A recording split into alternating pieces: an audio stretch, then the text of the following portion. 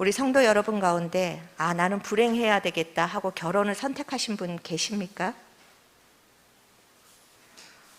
우리가 불행하고자 결혼을 하지는 않습니다. 누구나 나름대로 결혼에 대한 로망을 가지고 우리가 결혼 생활을 시작합니다. 그런데 서로 다른 기질, 문화, 생각, 밥 먹는 습관 하나까지도 다 다른 그런 정말 두 사람이 하나가 된다는 것이 여간 복잡한 일이 아닙니다. 게다가 아이까지 태어나면 더 얽히면서 정말 이 하나의 가정을 이끌어 나간다는 게 참 쉽지가 않습니다. 그런 가정의 힘든 모습들을 보고 자란 청년들이, 정말 그 청년 세대들이 독신자가 늘어나고 있고, 결혼을 할지라도 나는 애를 안 낳겠다라고 하는 사람들이 늘고 있는 것이 참 안타깝습니다. 그러나 가정이라는 것은 사람의 필요에 따라서 세워진 기관이 아닙니다. 이 가정은 하나님께서 아담이 타락하기 이전에 하나님이 천지를 만드시고 사람을 만드실 그 시간에 동시에 만드신 하나님이 만드신 최초의 공동체가 가정입니다. 그렇기 때문에 지금 바울은 너희가 거듭난 사람이라는 것을 지난주까지 계속 이야기하고, 거듭난 사람이면 그 인격적으로나 성품적으로나 예수 그리스도의 격을 갖춰야 된다라고 지난주에 말씀에 이어서 이제 그 예수님의 새 사람의 격을 가지고 살아야 될 삶의 현장의 첫 번째를 가정으로 꼽고 있는 것입니다. 우리가 지난주에 말씀하신 것처럼 긍휼과 자비와 겸손과 온유와 오래 참음과 그 사랑으로 옷을 입고 나가서 살아내야 될 가장 첫 번째 현장이 가정이라는 것입니다. 왜냐하면 인간은 태어나면서부터 제일 먼저 관계를 배우는 것이 가정입니다. 제일 먼저 삶을 배우는 것이 가정이기 때문입니다. 상담하시는 분들의 이야기를 들어보면 공통적으로 여러 가지 복잡한 문제를 가지고 오는 사람들의 그 근원을 보면 그 원가정에서부터 출발이 잘못되었다라고 이야기를 합니다. 그렇기 때문에 이제 우리가 예수 그리스도를 믿는 새 사람이 되었다라면 이 가정이 하나님께서 처음부터 제정하신 그 목적과 의미대로 돌아가야지만 이 가정이 건강하게 설 수가 있는 것입니다. 하나님은 보이지 않습니다. 그런데 그 보이는 하나님을 우리에게 나타나신 곳이 여러 군데가 있습니다. 우주를 바라보면서 우리는 그냥 와, 우주가 광대하다 그러는 것이 아니라 이 우주를 만드신 하나님의 그 광대하심을 우리가 보는 것입니다. 그리고 개미나 아주 작은 꽃과 같은 그런 정말 작은 것을 보면서 와, 그렇게 우주를 광대하게 만드신 하나님이 이렇게 섬세하시구나.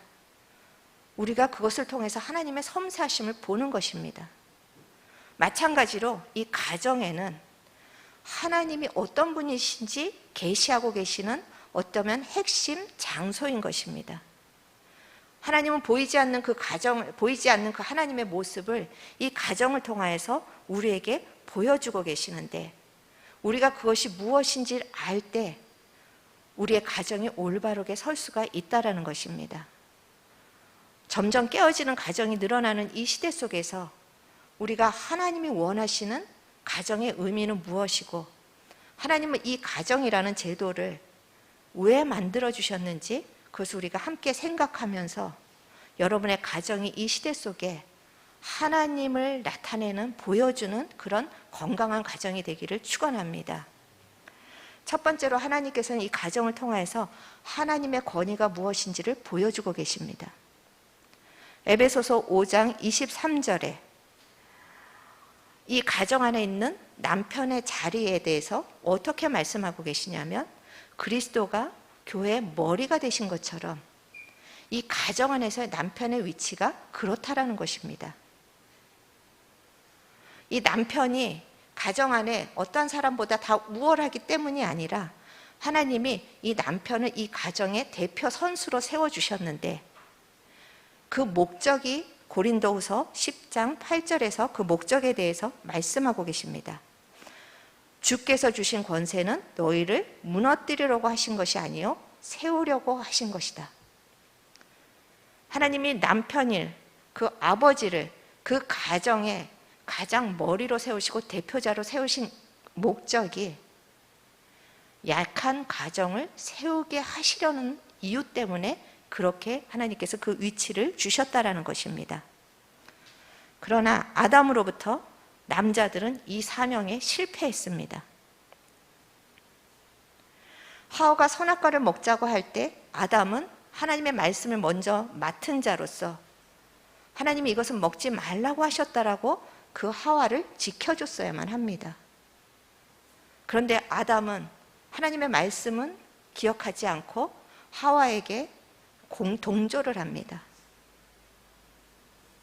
그리고 그 선악과를 따먹은 결과가 너무나도 비참한 것이 되다 그 다음부터는 책임 회피를 합니다.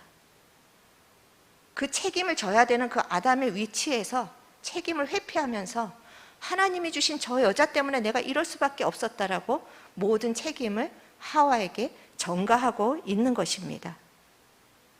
이렇게 아담이 가정의 머리로서의 위치를 상실하자, 그 하나님이 주신 권위를 잘못 사용하자, 그 결과 부부관계에 금이 가기 시작하고 서로가 원망하고 탓을 합니다. 그리고 그 사이에서 나온 아이들은 아벨과 가인이 서로 죽이는 그런 비극까지 치닫게 되는 것입니다. 바울은 이 골로새서를 통하여서 예수 그리스도를 믿는 이제 이 가정의 가장들, 남자 성도님들 잘 들으시기 바랍니다. 예수 그리스도를 믿는 이 가정의 가장들, 이제는 아담의 저주가 끊어졌다라고 선포하시는 것입니다. 아담의 실패로 이제 동일하게 실패할 자가 아니라 아담의 저주가 끊어지고 이제는 예수 그리스도 안에서 승리할 수 있는 가장이 될 수 있다는 것을 믿음으로 지금 선포해 주는 것입니다. 그러면서 이 가장이 되었다면 이제 옛사람의 습관대로 살면 안 되고 이제 그 밑에 있는 아내와 자녀들을 어떻게 보호하고 책임지고 어떻게 그들을 말씀으로 인도하면서 하나님의 아름다운 권위, 사람을 누르고 파괴시키려고 하는 권위가 아니라 약한 자들을 세워주시고 약한 자들을 보호하고 그들의 길을 인도하는 그 하나님의 권위를 맡은 자로서 살 것인가를 지금 바울이 권면하고 있는 것입니다. 이 가장의 위치가 이제 예수 그리스도 안에서 회복이 되었는데 여전히 옛사람의 습관대로 살다 보면 오늘 말씀에서 무엇이라고 합니까? 아내들을 괴롭게 하는 것이고 아내들에게 고통을 주는 것이고 그 가장이 가장의 역할을 못하고 그 가정에 책임지고 그 가정의 모든 일들을 하나님의 말씀에 비추어서 정말 그 결정하고 이끌어가지 못하면 아내들이 그 안에서 괴로움을 당한다는 것입니다. 그리고 자녀들은 분노가 치솟고 그래서 누르고 있다가 아이들이 사춘기 때 왜 반항합니까? 사춘기 전까지는 부모의 말에 그냥 그 권위에 순복할 수밖에 없는데 이제 자아의 힘이 생기면서부터 그 부모에게 분노하기 시작하는 것입니다. 그런데 더 큰 정말 그 안타까운 일은 아이들이 이로 인하여서 낙심하게 된다라고 바울은 경고를 하고 있습니다. 여기서 낙심한다라는 그 단어는 그냥 조금 낙심하는 것이 아니라 완전히 힘을 상실해서 아무것도 못하는 상태를 이야기를 합니다. 아무리 부족한 아이일지라도 하나님께서는 그 사람에게 맞는 영향을 주셨습니다.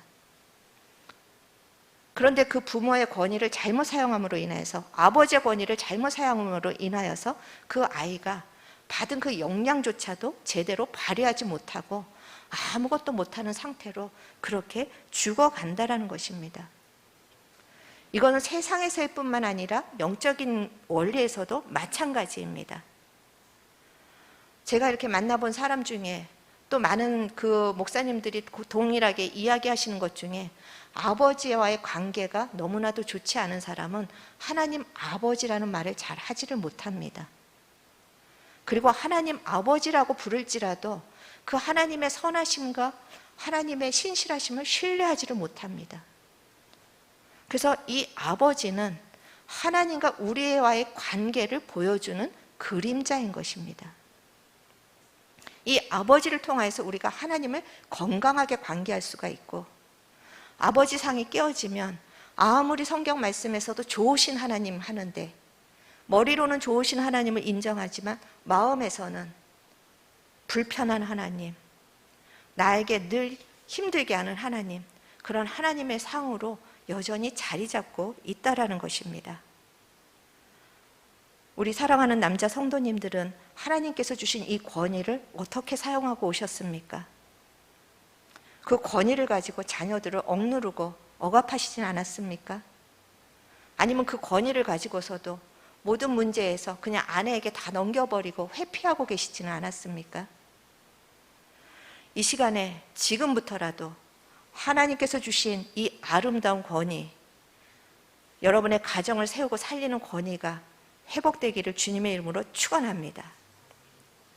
그러면 이 사명을 회복하기 위해서 어떻게 해야 하는가? 구체적으로 베드로전서 3장 7절에서는 이렇게 이야기를 합니다. 같이 한번 읽어보시겠습니다. 남편들아, 이와 같이 지식을 따라 너희 아내와 동거하고 그를 더 연약한 그릇이요 또 생명의 은혜를 함께 이어받을 자로 알아 귀히 여기라. 이는 너희 기도가 막히지 아니하게 하려 함이라.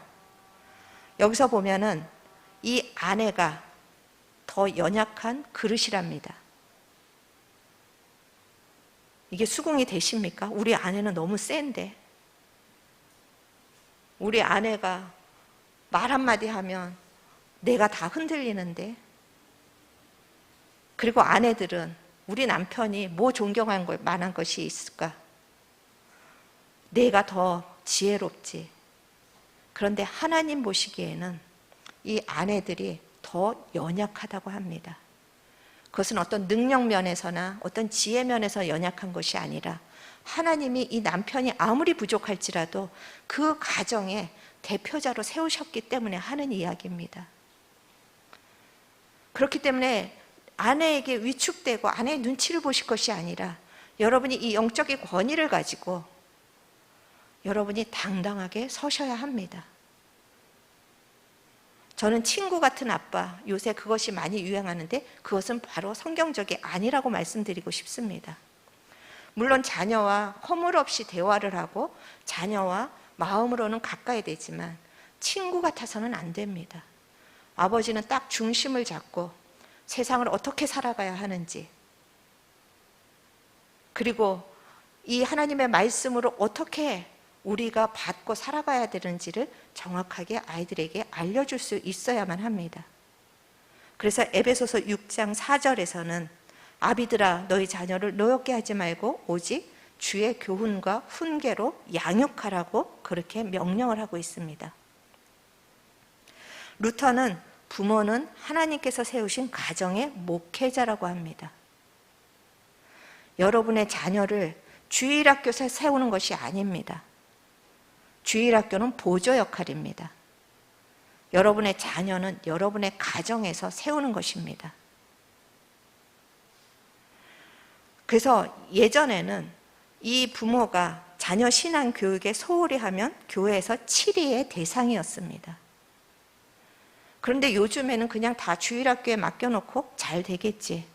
그렇지 않습니다.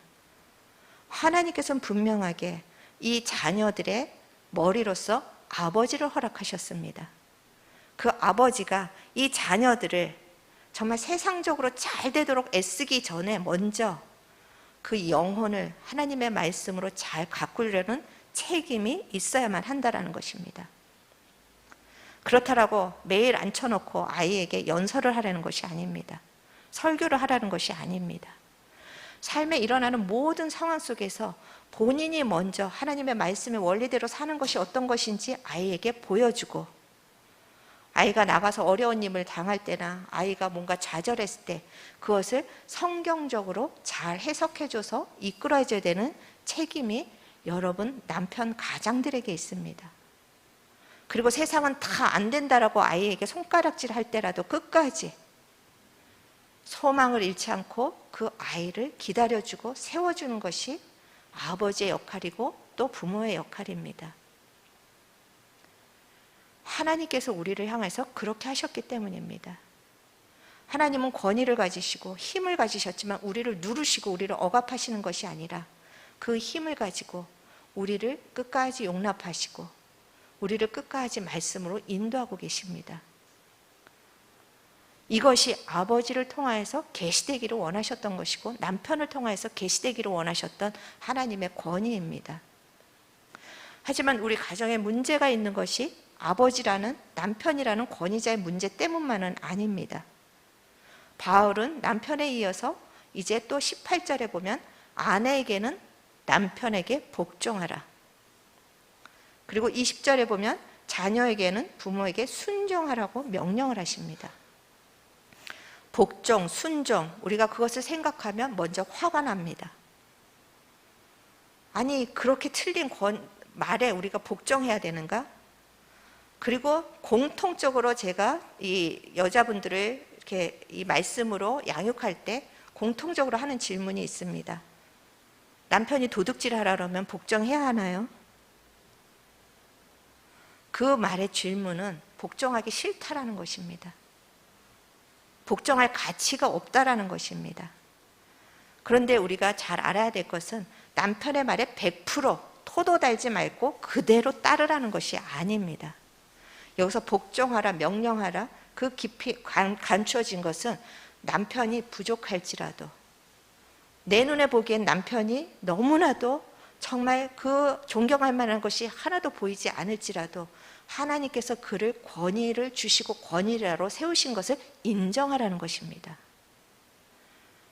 우리가 그것을 인정하면서 태도 자체가 그에게 순종하고자 하는 태도를 가지라는 것이지, 10마디 했는데 10마디 그대로 그냥 앵무새처럼 기계처럼 복종하라고 하는 이야기가 아닌 것입니다. 우리가 이 권위자를 대하는 태도, 하나님이 이 권위자를 세우신 것을 인정하는 이 태도가 바로 하나님과 연결이 되는 것입니다.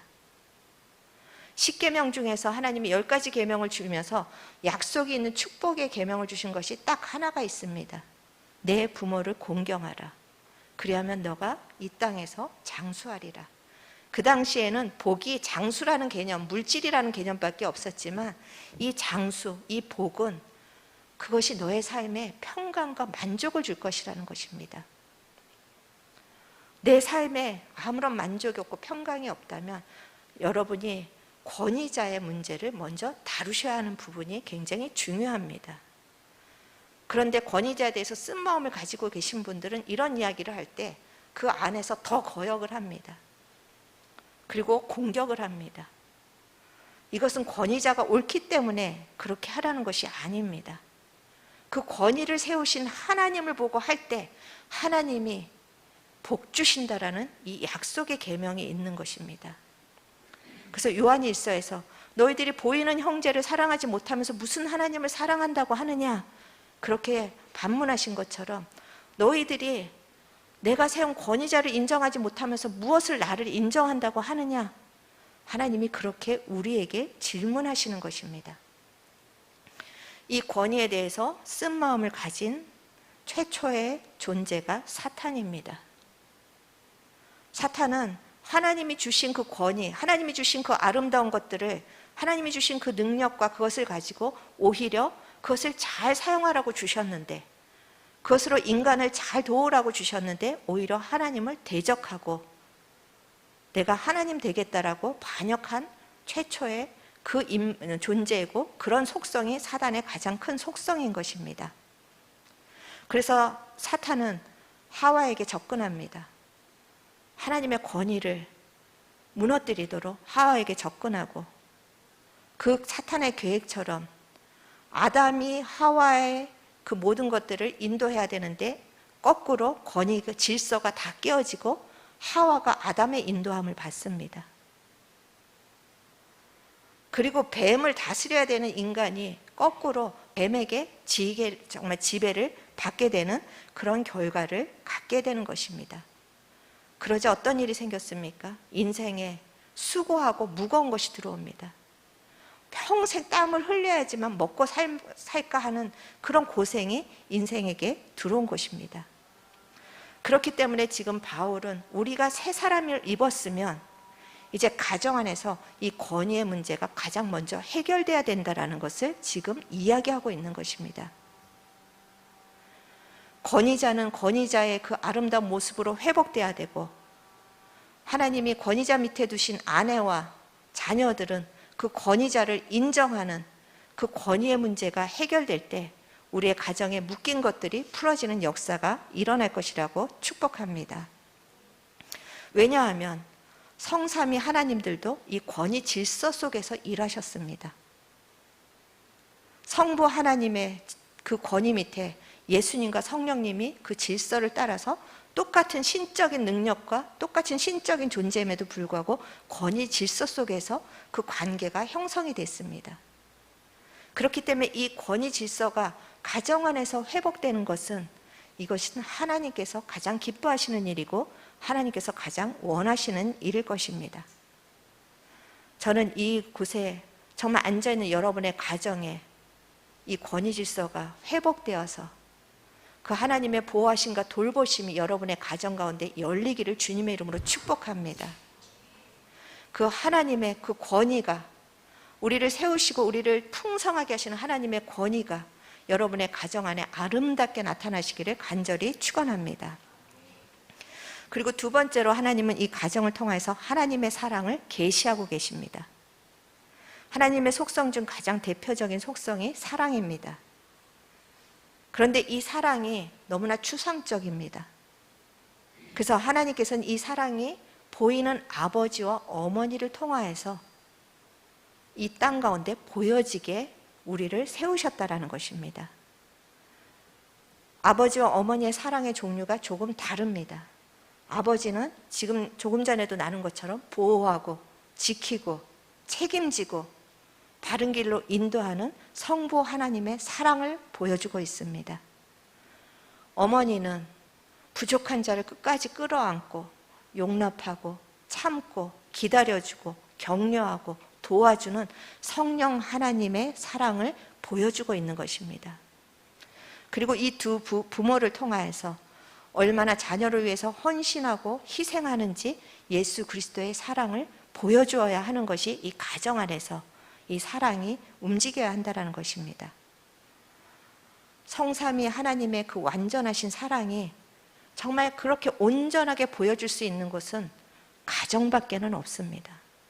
학교도 아니고 사회도 아니라 이 성삼위 하나님의 보호하시고 지키시고 인도하시고 끝까지 용납하시고 사랑하시고 정말 그 약한 자를 품으시는 그 사랑, 그리고 자기의 몸을 내어주신 것처럼 온전히 희생하는 그 사랑, 이 사랑을 온전하게 보여줄 수 있는 것은 가정이라는 기관밖에는 없습니다. 그런데 가정 안에서 이 사랑이 채워지지 않으니까 아이들이 방황하는 것입니다. 그 사랑을 찾아서 아이들이 탈선을 합니다. 그리고 탈선한 아이들의 공통적인 고백이 있습니다. 가정에서는 나를 받아주지 않는데 이 문제 아들은 자기를 온전히 그 모습 그대로 받아준다는 것입니다.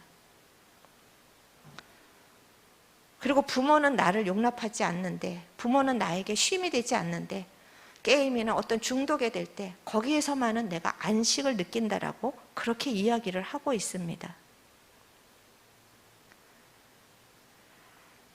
하나님께서는 우리의 가정을 통해서 하나님의 사랑을 흘려보내시기를 원하십니다. 그리고 그 가정이 힘든 세상에 나가서 들어오면 쉼이 되고 안식이 되는 곳이 되기를 원하십니다. 그런데 우리의 가정은 오히려 세상에서 힘들었던 걸 가정에 들어오면 더 힘들어져서 쉴 수가 없습니다. 가정 안에 들어오면 더 긴장을 해야 합니다. 언제 폭발을 할까? 언제 또 갈등이 일어날까?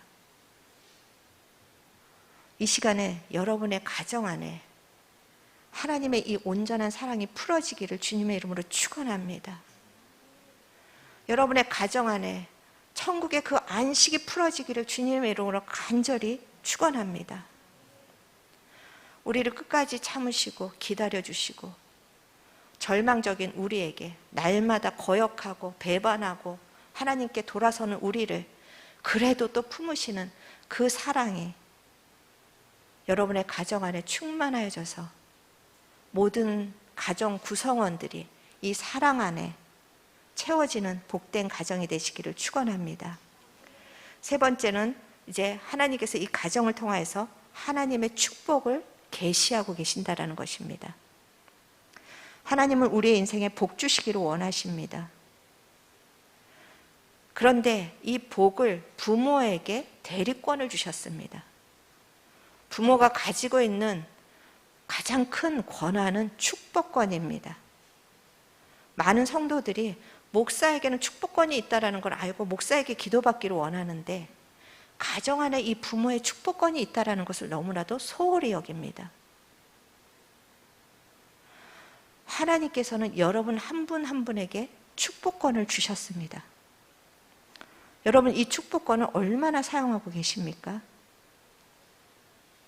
민수기 6장 27절에 그들이 이같이 내 이름으로 이스라엘 자손에게 축복할지니 내가 그들에게 복을 주리라. 하나님이 복을 주시는데 이 제사장들이 이스라엘 자손을 축복할 때 복을 주시겠다라는 것입니다. 하나님이 준비하신 복이 있는데 이 복을 가정의 제사장이 기도할 때 주시겠다라고 약속을 하십니다. 그래서 히브리서 11장 20절에서 21절에 보면은 믿음으로 이삭은 야곱과 에서에게 축복했습니다. 또 요셉도 각 아들에게 축복했습니다. 그들은 이 믿음으로 이 축복권이 있다는 것을 알고 실질적으로 그 자녀들을 축복했다라는 것입니다. 그렇기 때문에 이 부모가 먼저 하나님께 연결이 되어서 아무거나 기도하는 것이 아니라 하나님께서 계획하신 이 아이를 향하신 계획은 무엇인지, 하나님께서 이 아이의 인생을 어떻게 인도하실지 먼저 부모가 영으로 하나님과 교통하면서 하나님께서 축복하기를 원하시는 복, 하나님께서 예배하시기를 원하시는 그 복을 마음껏 축복하셔야만 합니다. 그런데 내 아이의 기질이 무엇인지, 이 아이가 잘하는 것이 무엇인지 그런 것에 대해서는 관심이 없고 그냥 세상에서 잘 되라, 이거 해야 된다, 자기 생각 속에 갇혀서 아이들을 조정하고 아이들을 그렇게 자기의 잘못된 가치관으로 끌고 가는 안타까움 때문에 아이들이 망가지고 있는 것입니다. 하나님은 각 아이마다 하나님이 주신 아름다운 성품 기질이 있습니다. 그 아이마다 하나님이 주신 정말 그 성향과 장점이 있습니다.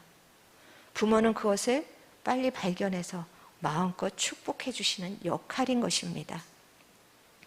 그런데 여전히 우리가 옛사람처럼 자기 생각 속에 갇혀서 넌 이렇게 살아야 돼, 조금만 잘못하면 너란 놈이 되겠냐, 해봤자 소용없다, 축복은커녕 그 입술의 권세를 저주하는 데 쓰고 계시지는 않습니까? 이것은 굉장히 심각한 얘기입니다.